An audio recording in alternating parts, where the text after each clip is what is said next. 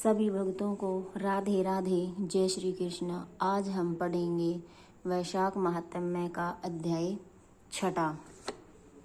नारद जी बोले, हे राजन, वैशाख महीने में मार्ग चलने से व्याकुल और प्यासे मनुष्य को जलदान नहीं करते, वह पक्षी की योनि पाते हैं। उदाहरण के लिए हम ब्राह्मण और घर की छिपकली का प्राचीन इतिहास कहते हैं। यह परम इतिहास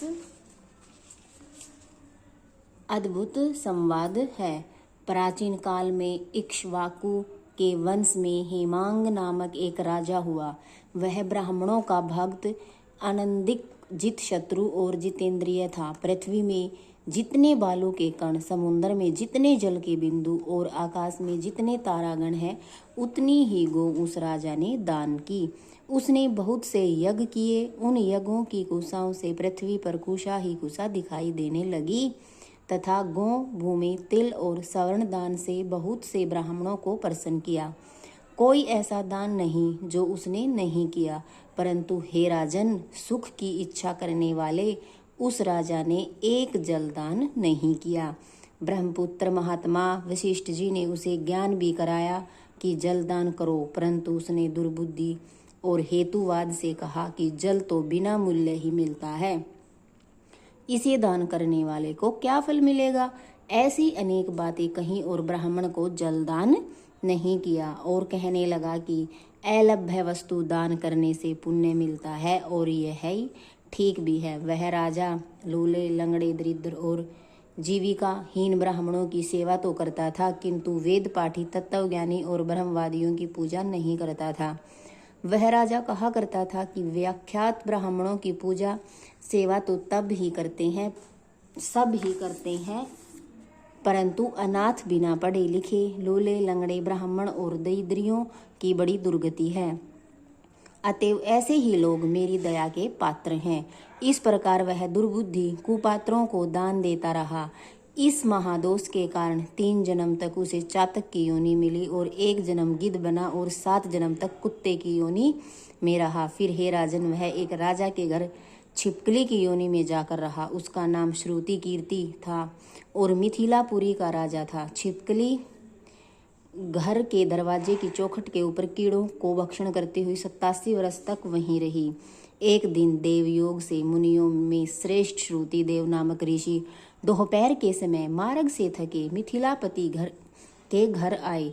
ऋषि को देखकर राजा अत्यंत प्रसन्न होकर सहसा उठ कर बड़े आदर सत्कार से मधुप कृद्धि से पूजन कर चरण धोने लगा और चरणोदक को अपने मस्तक पर छिड़का। तब देवयोग से एक बूंद जल और छिपकली पर गिर पड़ा। जल की बूंद पड़ते ही उसे ज्ञान हो गया और नाना योनियों में दुखों से दुखित हो ब्राह्मण देवता से हाय हाय कर कहने लगी कि हे ब्राह्मण, मेरी रक्षा करो। एक छिपकली का ऐसा शब्द सुनकर ब्राह्मण को बड़ा आश्चर्य हुआ और कहने लगा, हे गोधा, तू कहाँ है? क्यों विलाप करती है? तेरी यह दशा कैसे हुई? तू देवता है कि पुरुष है या कोई राजा है अथवा ब्राह्मण? हे महाभाग, तू कौन है? कह तो सही, मैं आज ही तेरा उद्धार करूंगा।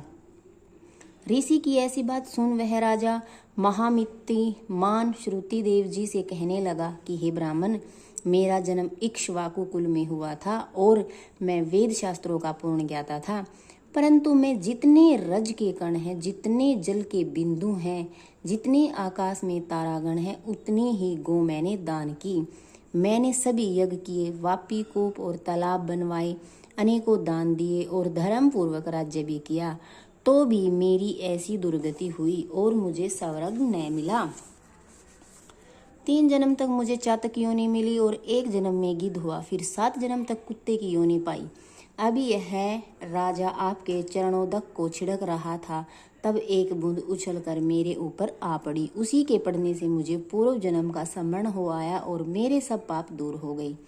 हे दविज्वर, 28 जन्म तक मुझे छिपकली की योनि भोगनी पड़ी। तरह तरह की देवी सृष्टि दिखाई देती हैं, अतः अब मैं इन जन्मों से डरता हूँ। हे दविज, मेरी यह दशा कैसे हुई, यह विस्तार से कहिए। यह सुनकर द्विज ने ज्ञान चक्षु द्वारा सब वृत्तांत जान लिया और कहने लगे, हे राजन, मैं तेरी इस बुरी योनि का कारण कहता हूँ, चित लगाकर सुन।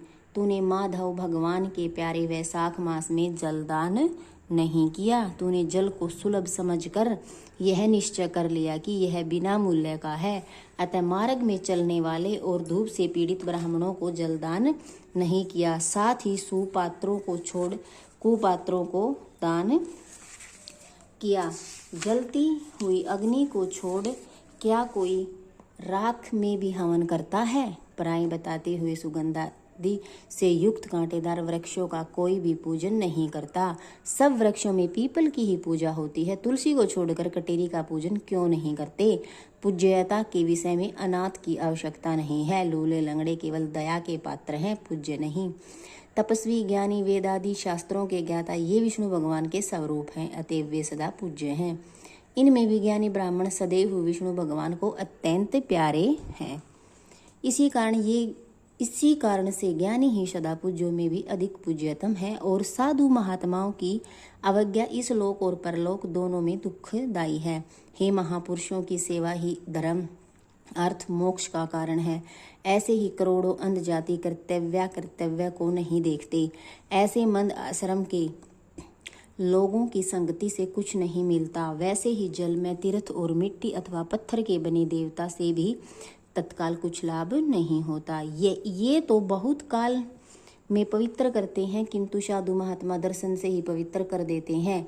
साधु सेवा से कोई सुशिक्षित पुरुष दुखी नहीं होता। जैसे अमृत पान करने से जन्म मरण वृद्धावस्था आदि दुख नहीं होते।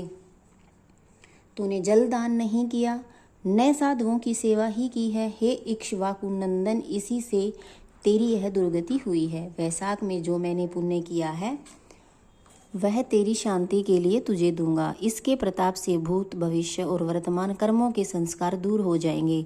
ऐसा कह जल स्पर्श कर सर्वोत्तम पुण्य का फल दे दिया।